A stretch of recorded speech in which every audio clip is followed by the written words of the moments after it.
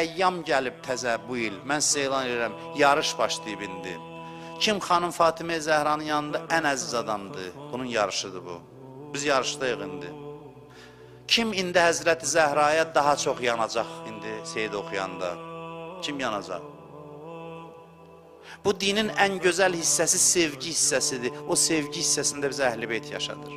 O sevgi ləzzətini bizə daddırmaq üçün o qədər fədakarlıqlar eləyib. Xanım Zəhra bizi yığıb ki, bu gözəl mühiti yaratsın, gözəl bir müsabiqə mühiti, gözəl ləzzət mühiti, hesabını da özü ödəyib öz məzlumiyyəti ilə.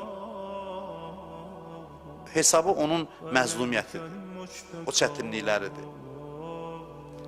Mən eşitmişəm ki, Həzrət Zəhra bir gün Salmanı çağırıb,